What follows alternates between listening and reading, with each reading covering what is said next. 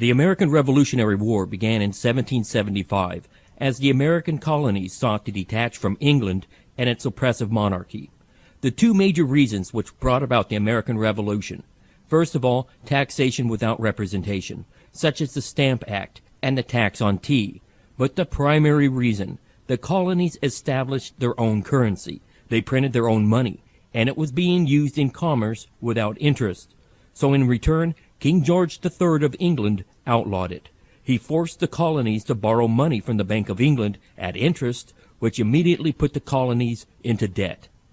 Benjamin Franklin wrote, "England took away from the colonies their money, which created unemployment." The inability of the colonists to get power to issue their own money permanently out of the hands of George III and the international bankers was the prime reason for the Revolutionary War.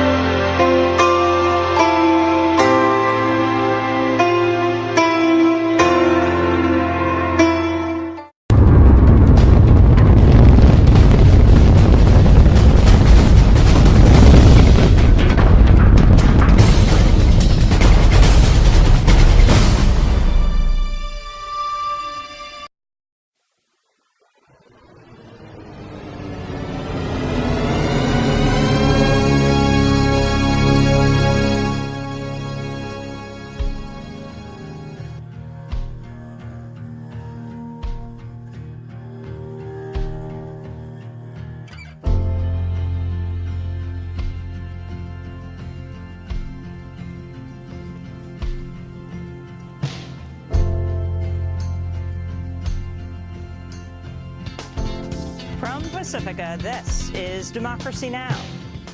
Hi, my name is Doug, and I'm the mailman who flew in and landed in front of the Capitol building. I'm here to talk about campaign finance reform and more specifically the overall corruption that has resulted in a Congress that is working for special interests through lobbyists and not working for the people. Last week, a U.S. postal carrier named Doug Hughes flew a gyrocopter onto the lawn of the U.S. Capitol in an attempt to deliver letters to every member of Congress calling for campaign finance reform. He was arrested and faces up to 4 years in jail. Today, he joins us while under house arrest in Florida. And then how many more? A new report by Global Witness finds killings of environmental activists on the rise, with indigenous communities hardest hit. At least 116 environmentalists were killed last year, more than 2 a week. All that and more coming up. We begin today's show with Doug Hughes, the U.S. mailman who made national headlines last week when he flew a tiny personal aircraft known as the gyrocopter onto the lawn of the U.S. Capitol in an act of civil disobedience. Hughes was carrying letters to every member of Congress, urging them to address corruption and to pass campaign finance reform. The letter began with a quote from John Kerry's farewell speech to the Senate. The unending chase for money, I believe, threatens to steal our democracy itself. Doug Hughes flew about an hour from Maryland into restricted airspace and onto the Capitol's West Lawn, stunning authorities and bystanders. Homeland Security Secretary Jay Johnson said Hughes literally flew below the radar, going undetected before landing on the Capitol lawn. Before taking off, Hughes had spoken about his plans to the Tampa Bay Times. I'm going to violate the no-fly zone non-violently. I intend for nobody to get hurt. And I'm going to land on the Capitol Mall in front of the Capitol building. I'm going to have 535 letters strapped to the landing gear in boxes, and those letters are going to be addressed to every member of Congress. I don't believe that the authorities are going to shoot down a 60-year-old mailman in a flying bicycle.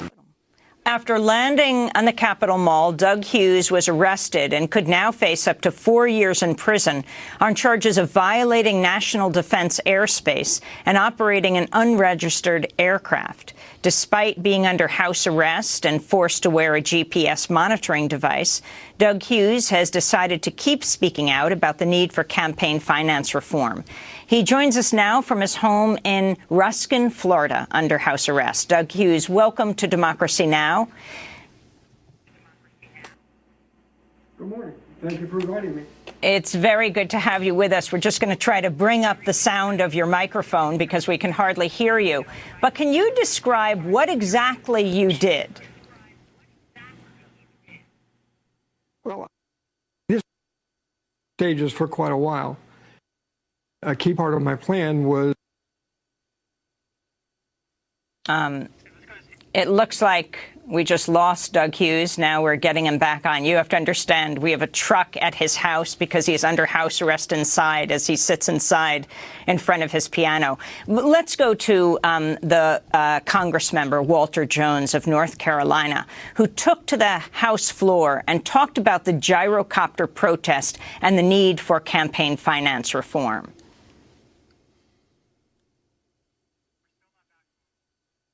Onto the Capitol lawn to make a point about influence of money in politics. While I don't condone violating restricted airspace and putting innocent people at risk by flying a gyrocopter on the Capitol lawn, Mr. Hughes does have a point about the pervasive influence of money in politics. I've seen it get worse and worse in my 20 years in Congress. The Citizens United decision by the United States Supreme Court in 2010 created super PACs and multimillionaires that buy candidates. That was Republican Congressmember Walter Jones speaking on the floor of the House, one day after Doug Hughes landed his gyrocopter on the lawn of the U.S. Capitol. We spoke with Congressmember Alan Grayson about money and politics. Grayson's a Democrat representing Florida's 9th congressional district. Member of the House of Representatives who raised most of his campaign funds in the last election from small contributions of less than $200. Thousands of people came to our website, congressmanwithguts.com, and made contributions. I'm one out of 435. On the other side of the building, over at the U.S. Senate, there's only one member of the U.S. Senate who raised most of his campaign from some small contributions. That's Bernie Sanders, who you heard earlier in this broadcast. That tells you something. In fact, to a large degree in both parties, because of the absence of campaign finance reform, the place is bought and paid for. And the only question is, do the members stay bought? That's what the corporate lobbyists stay up late at night wondering about. Is that member going to stay bought? Now, I was actually in the courtroom when this disastrous Citizens United decision was decided 5 years ago. Mitch McConnell was 2 seats to my left. We were the only public officials who were in the courtroom. Mitch McConnell was the happiest I have ever seen him that day. He was literally chortling when the decision was rendered. And I said on MSNBC that night 5 years ago that if we do nothing, you can kiss this country goodbye. In September 1991, shortly after the end of the Cold War, a cabal of elite bankers and intelligence spooks led by George H.W. Bush financed a $240 billion covert operations war chest through the purchase of 10-year securities that, as it happened, were scheduled to come due on September 12, 2001. Project Hammer was undoubtedly used for a wide variety of illicit intelligence operations, but mainly it was used to finance a covert economic operation against the collapsing Soviet Union, whereby unknown Western investors bought up much of the Soviet industry with a focus on oil and gas, crashing the Russian economy, looting its central bank, orchestrating what became known as the Great Ruble Scam, and a wide variety of other clandestine, state-assisted operations designed to thoroughly prevent Russia from ever contesting the U.S. as a world superpower, while in the process lining the pockets of these economic hitmen who swooped in to devour the collapsing Russian economy after the fall of the Soviet Union. A spectacular investment for all, at least until money laundering investigations began tracing all the money, or when the 10-year deadline came up and the securities became due and began the routine process of authenticity and ownership checks. Evidence shows that several federal and private investigations had already stumbled upon the Hammer Fund and were compiling evidence on it up until the 9/11 attacks. These included the Office of Naval Intelligence, or ONI, which was moved to the outer E-ring of the recently renovated section of the Pentagon that was targeted and destroyed on 9/11. According to E.P. Heidner, the ONI had been investigating crimes associated with the plundering of Russia. 39 out of the 40 people who worked in those offices were killed on 9/11, including the entire chain of command. The Pentagon's financial accounting offices in that same wing were also an obvious target, as were the passengers on board Flight 77, many of whom coincidentally held top-secret clearances and were connected with Pentagon black operations. فالسعيد من يثبته الله سبحانه وتعالى بجوار راية التوحيد.